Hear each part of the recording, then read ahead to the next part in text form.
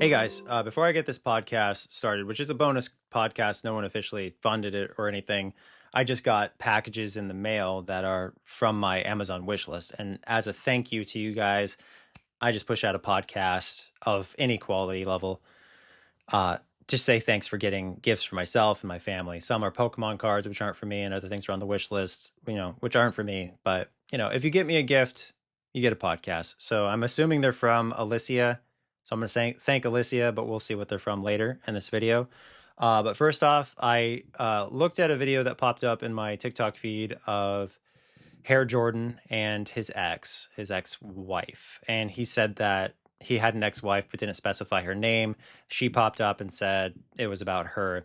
And I just wanted to say to both those people, I think it's remarkable that both of you are able to still look as young as you seem to be in your videos, because I don't have the motivation, the drive, the tolerance to put on makeup. I don't have that in me. Like same with like Social Repose, right? Social Repose somehow doesn't lose his mind putting on makeup. And I respect the drive. Like I respect that these people have it in them to put on makeup, to have a certain presentation and so forth. Some people would say that the look has never evolved, that they've looked the same forever.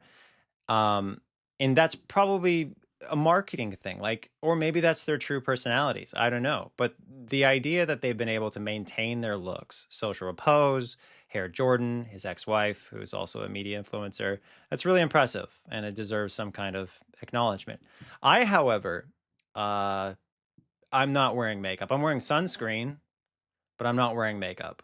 I have to wear sunscreen because of the skin cancer. I don't know if you guys have highlighted how bad my skin cancer scar is, but at some angles I look like... Anyway, so, you may think, okay, if I put on makeup every day and made myself look like James Charles or something like that, oh, hey, sisters, or whatever, however James Charles talks, I might get more views. I might get more people liking my videos and so forth because I have this aesthetic. And the argument that, oh, well, you have a history of controversy or whatever, shut up. These other people have controversies, true. Believe me. So it's not like exclusively controversies or anything that would prevent a person from being successful. Outside of monetization, that's a real problem. But as far as actual views, you could potentially get views despite being controversial. Look at, what's that guy's name? The guy who's like a meathead and he's like bald and he always talks about what a man he is. He's a big tough guy. I don't know. I don't even remember his name. Oh, Andrew Tate, right? That's his name? Or is that a serial killer name? I don't know. Anyway, so you can be, successful despite certain cancellations. The problem with certain cancellations is that they deprive you. Like if you are a honest and considerate, empathetic, whatever person, you do videos and so forth for different reasons, right? You may, for like me, it was one of my reasons to live. So I had this really strong bond with my audience and I really appreciated them. And they were keeping me going, so I wouldn't put a gun in my mouth and blow my brains out, that kind of thing, right? But when I lost that, it was kind of like a divorce or a breakup. It's like people like Andrew Tate and stuff, they make videos because they're in love with themselves. I would assume Andrew Tate is in love with himself. I mean, he seems to have that persona. Other people, they do it because they genuinely love you guys, right? And so when you betray them or when you make them feel like they've been wronged by you, they're like, well, why would I make videos to entertain those people? There's like the framing or cancellation or rumor spreading, whatever you want to call it, where you cancel someone who's in love with themselves so you can never stop them, right? Because they'll always love themselves. And so they're just going to throw themselves in your guys' faces, love them or not, they're there, right? And then there's the other people who are genuinely heartbroken and you generally broke them.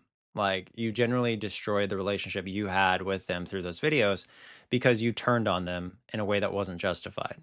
And those are the other people that you see. You see it happen a lot. There's a lot of people who just straight up disappear for a while or disappear forever. You know what I mean? Anyway, but enough on that.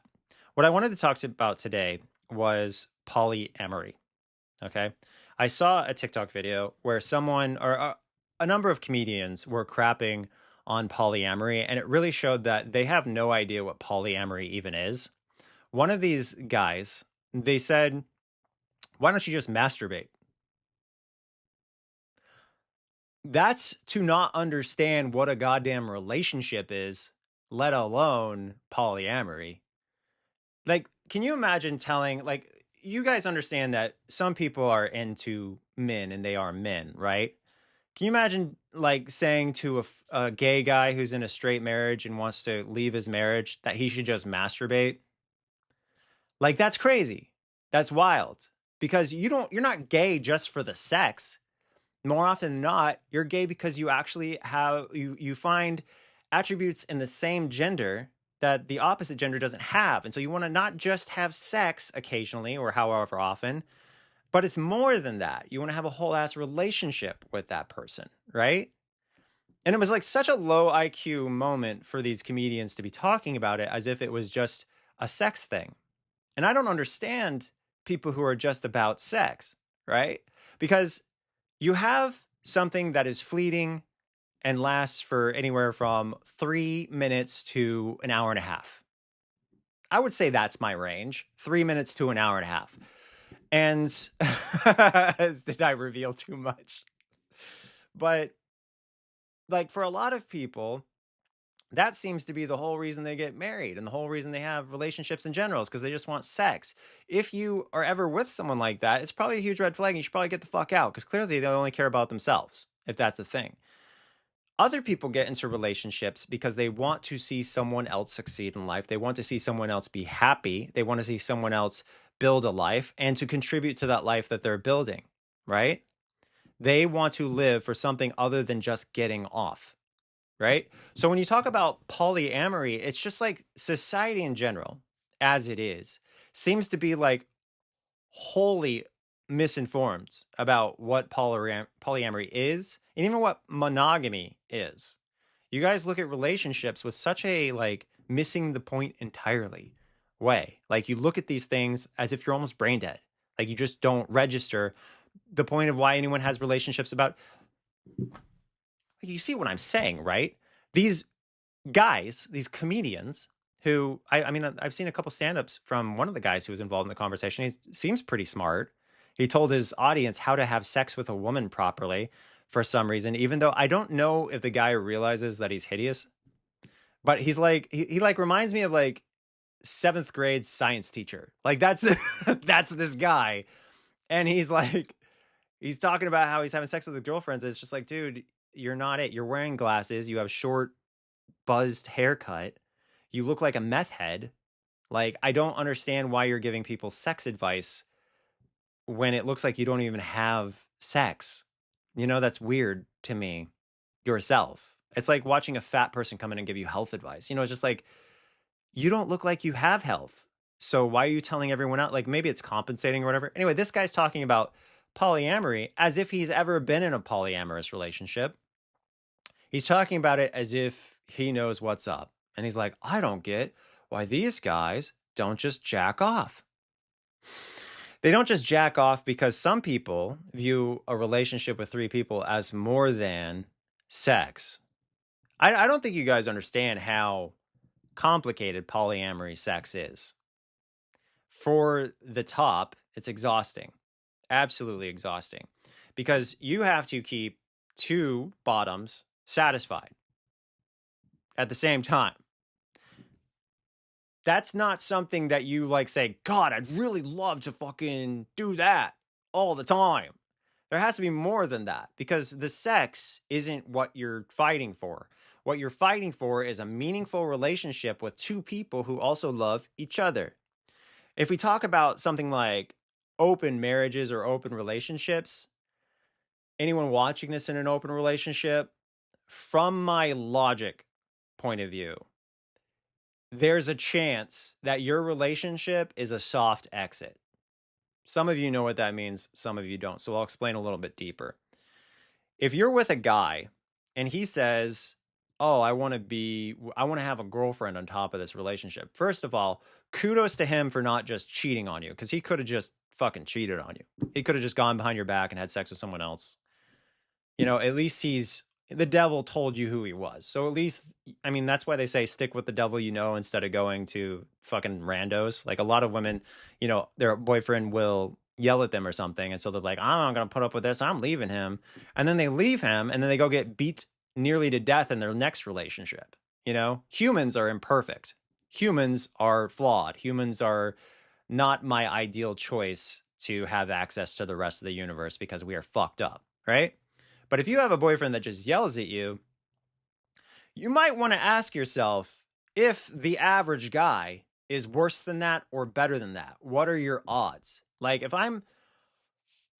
think about my relationship history. I left one of my ex-girlfriends because she got pregnant with another man's baby while I was sending her money to live in Canada. Okay. And then she wound up doing a whole documentary about how I'm bad, even though I dumped her for literally getting pregnant with another man's baby while taking money from me and dating me as if everything was. She literally went to the Money Mart and picked it up with him in the car. Thousands of dollars. Like, that's fraud, bro. While being pregnant with his baby. Like, I don't know how you get more fucked up than that. Okay. But that's what I leave people for. Right. And there's another person who I dumped because I was extorted into even being involved with them. And she said twice that she was sorry for raping me. And later on, she said it was a joke, but it wasn't a ha-ha moment. It was like a real serious moment. Because, if you tell someone, hey, I'm going to get you fired, or I'm going to create a situation in which you're fired from this job, or I could do it unless you have sex with me, then that's rape. That's rape. Ask any AI. That's fucking rape. Look it up, the definition of rape involving threats and all that. It's rape, right? So she apologized for what she did after I explained it to her when I dumped her, okay? That's something else I'll dump someone for. I will dump people for criminal activity or for what that other person did, etc., right? Anyway, let's go full circle.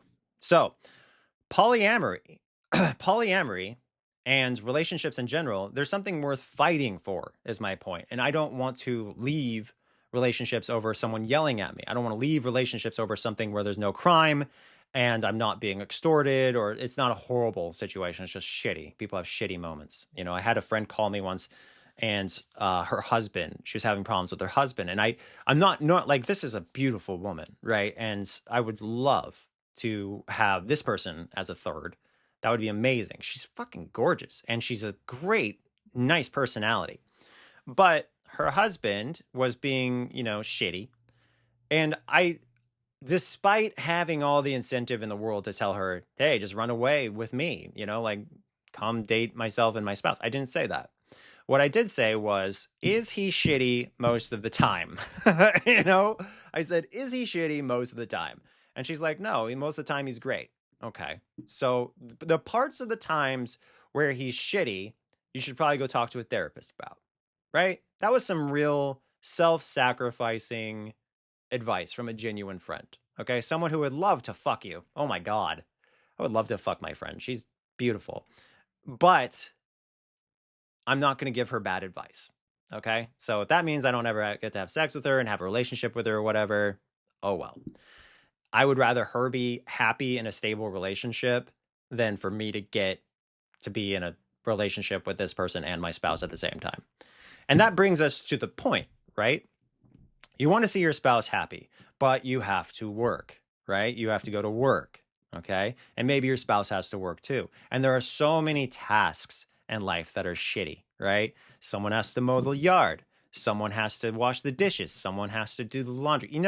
There's all these things. As far as also raising a family too, that's a consideration, right? People get nannies and they ask their in-laws or their immediate family to come help out. They help out each other, yada, yada. And yet people look at polyamory as if it's some kind of fucking alien disturbing thing. It's not. This is what polyamory is. It's 3 people being able to live together, to be in love with one another, to build a life together, and to grow old together, just like monogamy. Okay?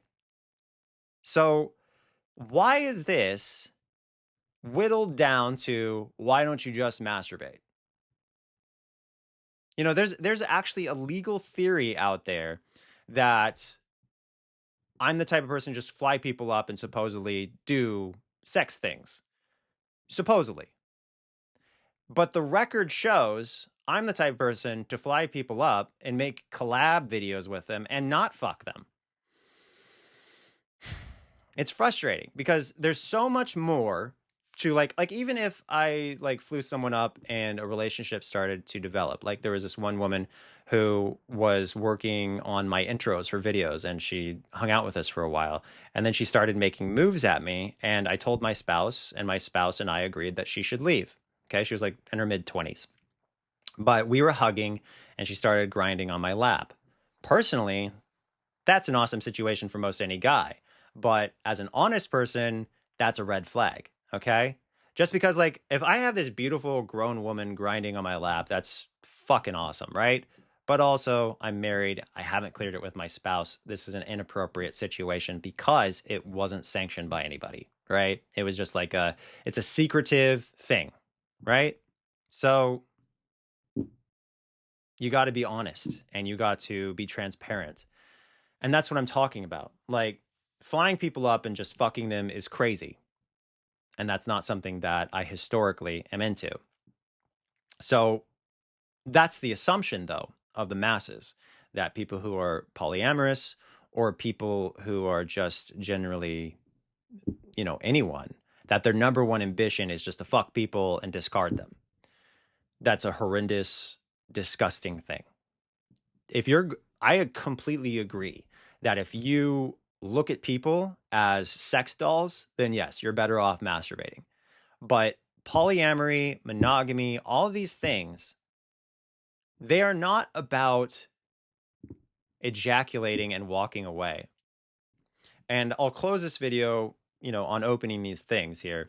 But I do want to say that it is pretty fucking heinous how a lot of guys are. And I think that women, they're biologically developed to not be as shitty as guys as far as relationships goes. Like I think women hit it and don't quit it more than men hit it and quit it.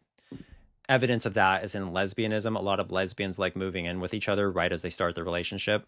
That's the evidence. And if you look at gay men, boy, do they like to fuck. Like fuck you, fuck you, fuck you. I've had gay men hit on me repeatedly and they very clearly just want to hit me and quit me. Okay.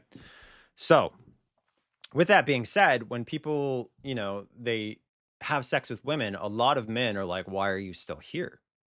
And again, maybe that's because I was raised by women, but that's fucking heinous again.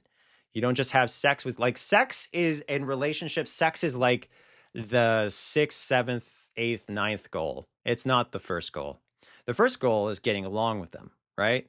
The second goal is your lives mutually being enhanced because of each other's interactions. I'm detecting someone trying to build a relationship with someone or someone just being friends with someone, whatever. And that's what's so weird about society is we project the perversions that we think are possible. Do you understand that? We project the perversions that we think are possible. That's why so many people say, "Oh, you're only talking to that guy because you want to fuck him," right? That's their assumption, and it comes from themselves. A lot of times, it comes with their own experiences, their own observations, and maybe even their own urges in some contexts. So that's why they say every accusation is a confession. That's not true all the time, but a lot of times patterns are developed, and you start to realize, holy shit, this person is just confessing to shit. So, like, if someone comes up to you and says, you want to fuck your brother-in-law, you might want to ask, what is that person in the position of?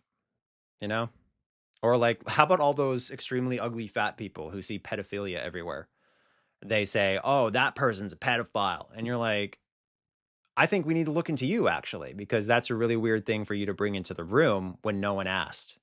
If someone went around saying that everybody, like, is sexually attracted to Elmo, Elmo from Sesame Street, they're like, you're probably sexually attracted to Elmo. no one said that. That would be so fucking weird that you would think that they are themselves sexually attracted to Elmo. And that's something that you see a lot. There's Freudian slips, which a lot of times are just accidents, but sometimes can help reveal something. And there's just generally people bringing shit up that no one addressed. Like this, a long time ago, I made a joke about a chick banging her pet. I made a joke about a person banging her pet. It was a joke. You know how Shane Dawson made a joke about him banging his cat? It wasn't so different than that. But the problem is that once I said the joke, that was it for me. Ha ha ha, let's move on. She dragged that out for years. Now, what does that tell you? When you make a joke that is so obviously a joke, like not even remotely something that you would think was possible because it's so heinous and gross, and that person won't stop talking about how you accuse them of this thing, despite the fact that there's no reason for them to still bring it up. They're not going to jail. They're not fighting implications. No one's really even bringing it up but them. Like, it's a dead issue, right? If you go on Twitter, you don't see people going, so-and-so sleeps with their pets. Nobody's talking about it.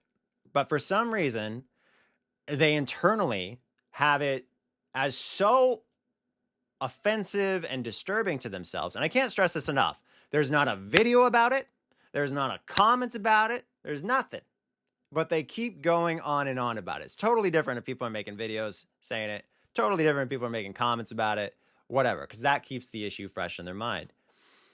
Point is, I made a fucking joke about this person doing their pet, and they brought it all the way to live interviews. Like literally discussing it in live interviews. Oh, I hate this guy because he joked about me doing such and such with my pet. And at that point, I'm just saying this is such a weird thing for someone to be defensive about, because it's not like a common accusation. Like nobody said, hey, you beat your wife. Okay. If you are upset because someone said you beat your wife 4 years ago, that is a very problematic claim to have out there. And you might be pissed off about it for a while. But if someone says you slept with your pet, it was a fucking joke, bro. And it's so weird. It's kind of like when you make fun of someone for being a furry or whatever. I'm just saying we all felt that was really weird because none of us saw anyone mention it until they would start getting salty about it. And we were just like, man, do you just want to come out as a furry or what is this? It's like if you call the guy gay and he goes on and on about not being gay. It's like at some point you're like, do you just want to come out as gay? Is that what this is about? Like you're dealing with some kind of real hang up about it, because if that person just dropped the issue, it would go away. No one would ever talk about it.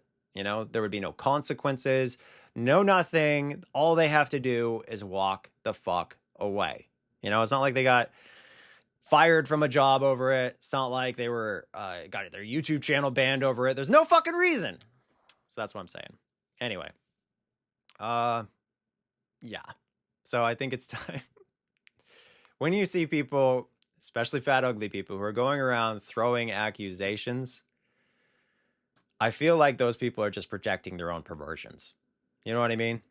Like, if somebody is like, you probably want to fuck Lindsay Lohan. It's like, are you sure it's about me?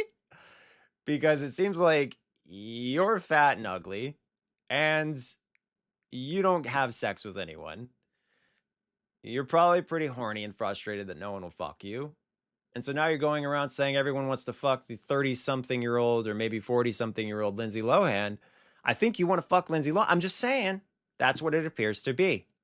And that's what a lot of the internet seems to be, is like people acting angry over shit that's not real or shit that's inside their head that they are projecting onto others. You're probably gay. Well, are you thinking about sucking cocks right now, buddy? Because that came out of nowhere.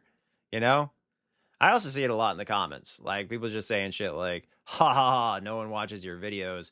You're such a loser. And then you could say, okay, how many views do you get? Like the pain, it just shares itself with everyone else.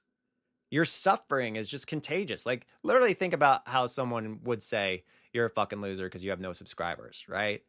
Or you're a fucking loser because no one cares about you or whatever. That is one of the most bold and transparent confessions.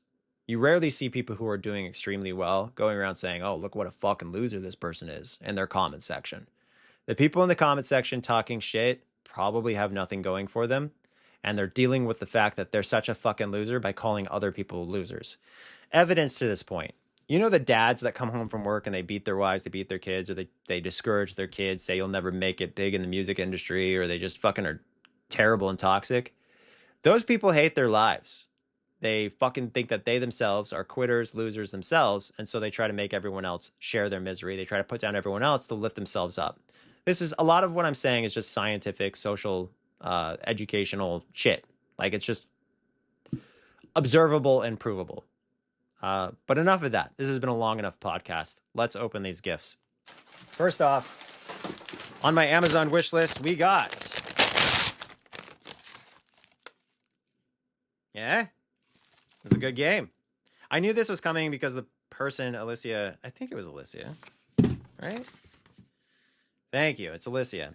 She said I said her name right, and that was shocking, but I just said it how it was spelled, Alicia. I don't know what the deal is with people and how they can't fucking read, but like, it's like when people say Onision, you know, they say Onision, and I'm like, yeah, but Oni means demon, so that's Oni. Everyone knows that, right? Oni, demon. And then the rest is Scion, you know, like Zion, community. So you could say it's demon community, but Oni also means one. So you could say it's one divine community, whatever you want. I just put a bunch of random characters in a keyboard, and I like that one the most out of the whole list I made. So it doesn't actually mean anything, but O-N-I, Oni. Sion, S-I-O-N. A lot of people go, Onision? And I'm like, that's how you know someone isn't a fan. Because I spell it out. I sound it out and I spell it out at the end of every other fucking comedy sketch. O-Ni-Si-On. Stop being a fake motherfucker and actually watch my videos. Anyway, that's Hollywood. But yeah, this game, great. Awesome. Thank you for getting it for me. I look forward to... Holy shit, they have the Joker? They have the Joker. And the last gift... I mean, I did get another one, but my daughter, it was for my daughter. And my spouse insisted that, or told my daughter, and my daughter wanted to open it right away and play it right away. It was a princess game for the Nintendo Switch. So thank you for that one, too. And the last gift you got me, we got to put it on, right? It's this.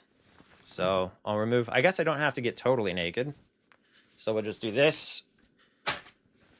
And I will show you guys exactly how it looks. By the way, I kind of like that these podcasts feel like I'm just talking to you, you know, rather than agenda-driven, like, oh, I hate such and such, and you should hate them too, so here's my evidence for why we should fucking hate someone together. It feels a lot better just having a casual talk, in the sense that I will get zero attention for this. Everyone will unsubscribe. And my lack in marketing discipline will seal my end. All right, this is the shirt. I will stand up, and I will show you. So, it looks like it fits pretty well. Yes? I like affliction clothes because they aren't for fatties.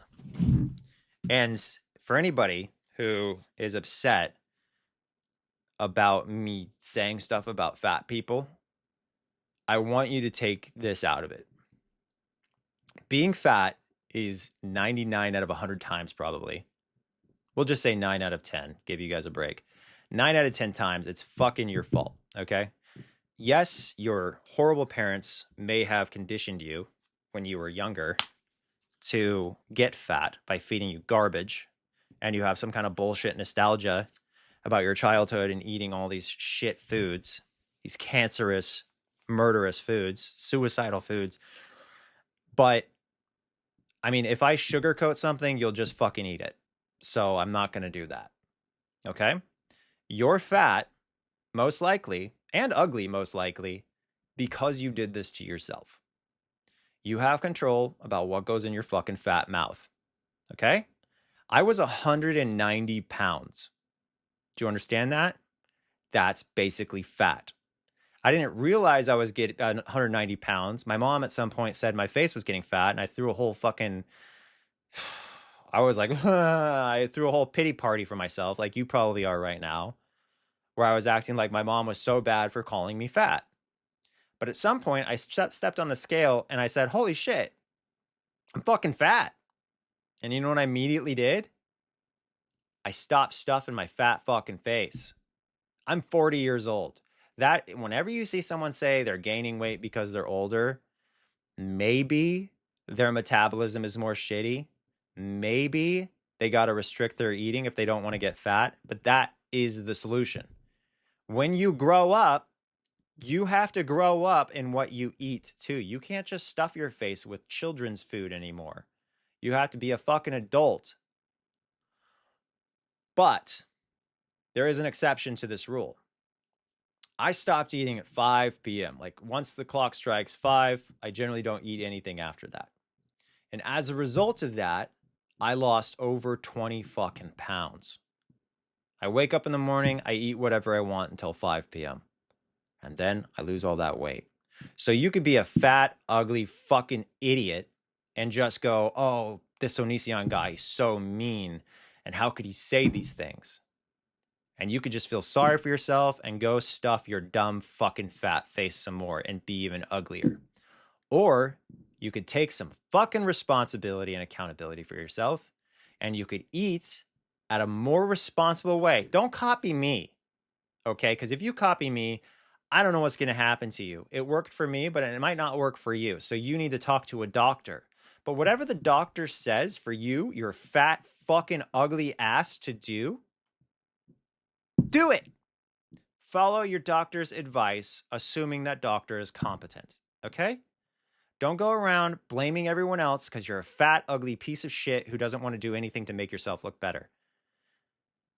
I'll say it again. I don't sugarcoat shit because you, the fat fuck, will fucking eat it. So I have to give it to you straight, okay?